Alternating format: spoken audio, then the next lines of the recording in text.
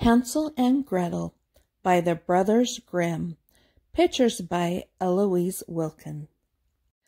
On the edge of a small clearing near a great forest there lived a poor woodcutter and his wife and his 2 children, Hansel and Gretel. The wife was the children's stepmother, and she was very cruel to them. They had always been very poor, but one time there was a great famine in the country, and the woodcutter could not earn even enough to buy any food for his family. The poor woodcutter worried day and night. Finally he said to his wife, "What shall we do? We will surely starve. The food we have left is not enough for the children, let alone for us." "I have a plan," the stepmother said. "Early in the morning we will take the children into the forest and leave them in the thickest part of it. They will never find their way home again, and we will be rid of them." "I cannot do that," cried the woodcutter, but the cruel woman forced him to agree. Now Hansel and Gretel heard them talking, and Hansel thought a clever plan. Creeping outside, he filled his pockets with pebbles. The next morning, before the sun was up, the stepmother shouted to the children, "Get up, you lazy bones!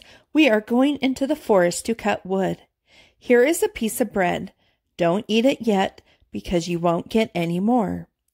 Then they set off for the forest, with Hansel and Gretel lagging in the rear. Gretel carried their bread, and Hansel stopped every few steps to drop a pebble on the ground. Finally, the father called back, "Hansel, hurry up! What's keeping you?" "Oh, I'm just looking at my white kitten who's sitting on the roof," said Hansel. "She's trying to say goodbye to me." "You fool!" cried the stepmother. "That's the sunshine glinting on the roof."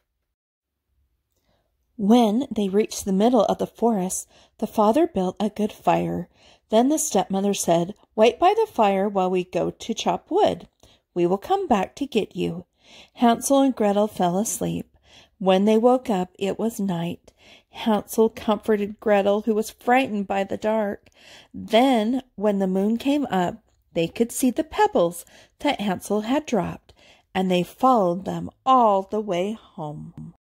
When they got home, the cruel stepmother planned again to get rid of them, and the next day they all went once more to the forest. This time Hansel was not able to collect pebbles. He dropped breadcrumbs instead. But when evening came, they could not find the breadcrumbs. The birds had eaten them.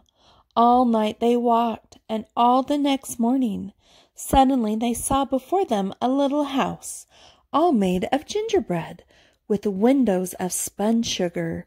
They ran towards it eagerly. Hansel ate a piece of the roof, and Gretel ate some of the window. Then they heard a voice saying, "Nibble, nibble like a mouse. Who is nibbling at my house?" The children answered, "It's only the wind," and they went on eating.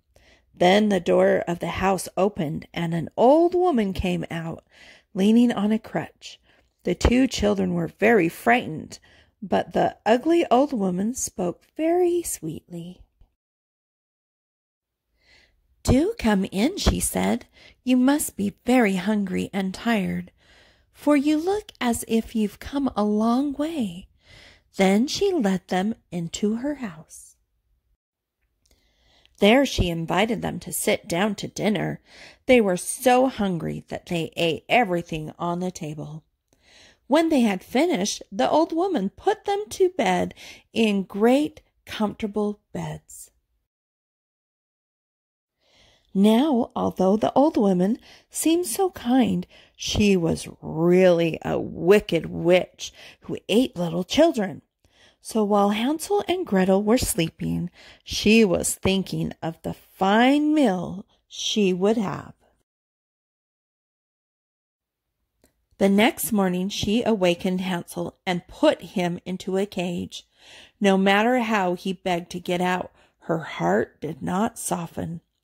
Then she woke up Gretel and put her to work. "I'm going to eat you both," she said, "but first you can do some of my work." So poor Gretel had to carry water, chop kindling, scrub floors, and sweep the rooms. Gretel did not get very much to eat, but the best kind of food was given to Hansel, for the witch thought he was too thin. Each morning she asked him to stretch out his finger so she could feel how fat he was, for she could not see well. But Hansel stuck out an old bone, so she thought he was not growing any fatter. At last the witch decided to eat him anyways. Gretel had to build the fire and fill the kettle, and she cried as she worked. Then the witch came to Gretel and said, "Crawl in the oven, Gretel, and see if it is hot enough." But Gretel replied, "I don't know how to do it. How do I climb in the oven?" "Stupid," cried the witch. "The door is big enough. Why, I could get in myself."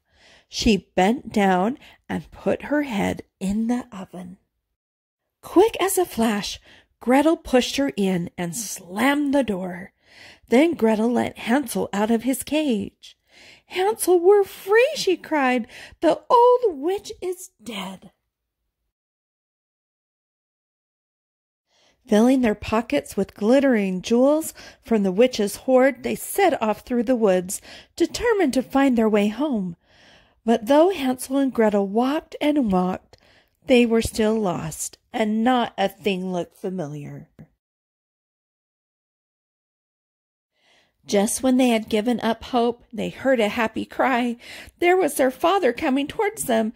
"Hansel, Gretel," cried the father, hurrying to them. "I have looked and looked for you." He took them home, and Hansel and Gretel found their cruel stepmother had gone away forever. And with the jewels that they had brought from the witch's house, they were able to live comfortably and happily ever after.